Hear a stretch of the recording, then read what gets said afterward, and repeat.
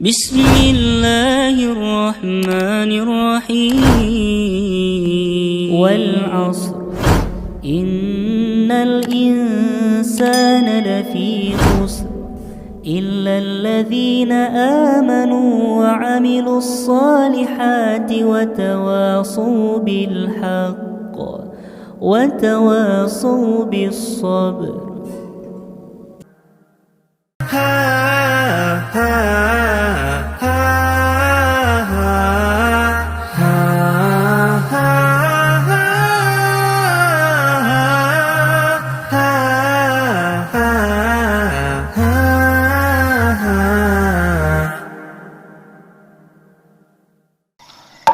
Pemirsa, kita kembali lagi di acara Kisah Teladan. Kita masih menceritakan seorang sahabat yang mulia, yaitu Abu Ayyub Al-Ansori, di mana kita ketahui bahwasannya histori dan kehidupan Abu Ayyub Al-Ansori ini sangat luar biasa.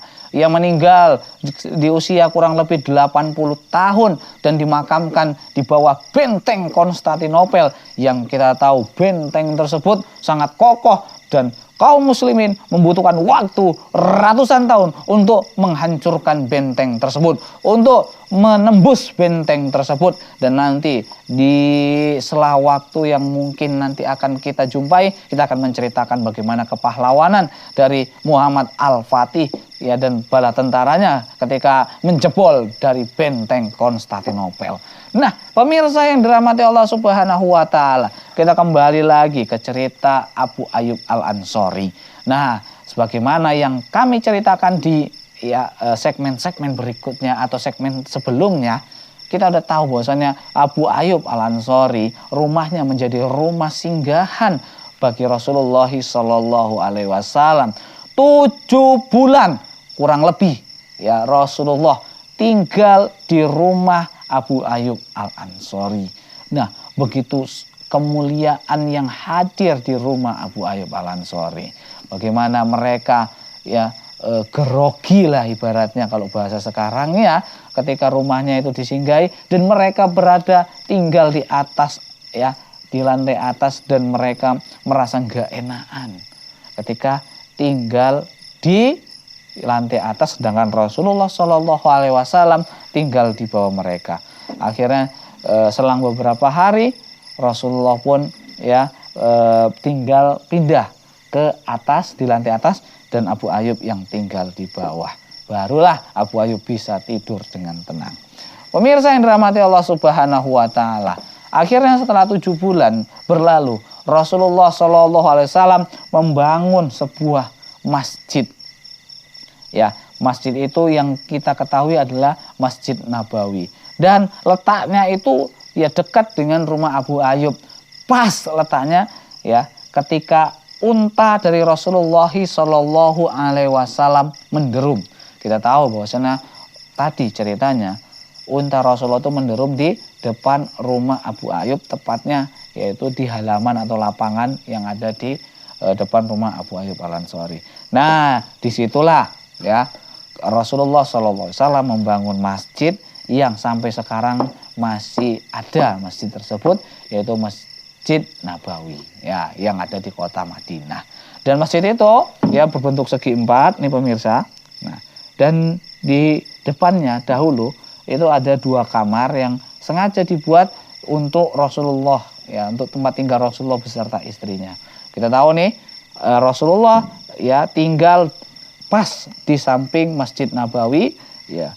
Jadi kamar yang pertama itu khusus untuk istri Rasulullah, yaitu Aisyah radhiyallahu anha, yaitu Aisyah binti Abi Bakrin, putri dari sahabat yang mulia Abu Bakar As-Siddiq. Dan di sebelahnya lagi itu itu adalah kamar atau rumah dari Saudah, istri Rasulullah SAW yang lainnya. Nah, jadi pemirsa yang dirahmati Allah Subhanahu wa taala, kita tahu bahwasannya itu pertamanya kamar Rasulullah itu berada dekat mihrab dari masjid. Nah, jadi ketika turun perintah arah kiblat itu dipindahkan ya, yang awalnya kiblat itu menghadap ke Palestina, yaitu pas di Masjidil Aqsa. Kemudian arah kiblat dipindahkan menjadi ke Mekah, yaitu menghadap ke Ka'bah. Nah, makanya akhirnya yang awalnya itu kamar Rasulullah itu berada dekat mihrab dan bergeser. Nah, bukan kamar yang bergeser, kiblatnya bergeser. Pintu depannya bergeser. Pintu depannya berada dekat kamar dari ya Ibunda Aisyah radhiyallahu anha. Itu ceritanya pemirsa. Dan sangatlah nikmat Abu Ayyub Al-Ansori. Rumahnya dekat Masjid Nabawi. Rumahnya bersandingan, bertetanggaan dengan Rasulullah SAW. Luar biasa. Kita sampai sekarang masih berdoa agar kiranya kita nanti dijadikan tetangganya Rasulullah di surga. Kita berharap rumah kita di surga nanti, posisi kita di surga nanti dekat dengan Rasulullah SAW. Namun Abu Ayyub Al-Ansori mendapatkan kenikmatan itu ketika masih hidup di dunia. Kurang lebih 10 tahun Abu Ayyub Al-Ansori menjadi tetangganya Rasulullah. Luar biasa.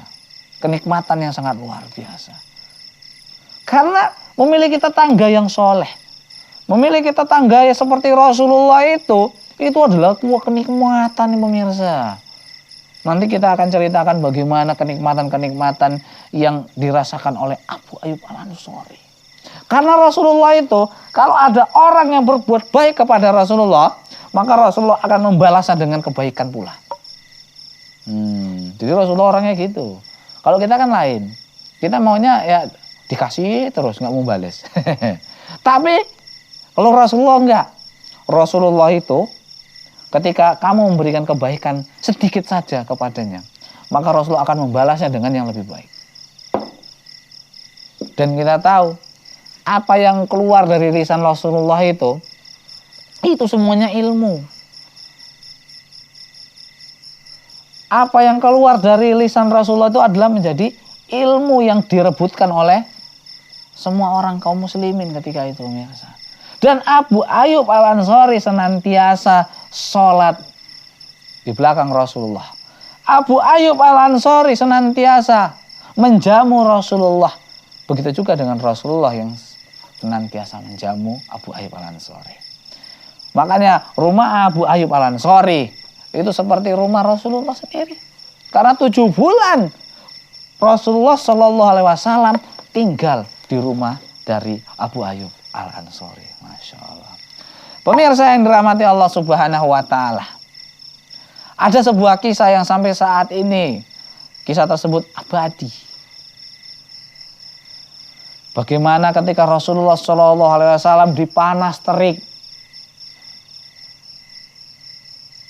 dan para sahabatnya kelaparan, kemudian dijamu oleh Abu Ayyub Al-Ansori. Dan cerita ini insya Allah akan kita ceritakan di episode kita yang berikutnya. Dan sampai di sini dulu cerita kita. Insya Allah kita akan lanjutkan kembali di episode berikut.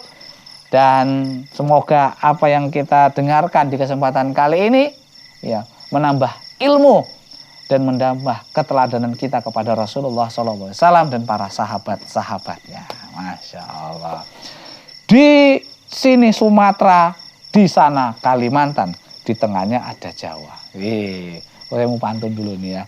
Ya kisah teladannya sampai di sini dulu. Semoga dapat manfaatnya. Oh nggak nyambung ya. Udahlah, bu, mau nyambung atau nggak nyambung, yang penting dapat kisah teladannya. Wassalamualaikum warahmatullahi wabarakatuh.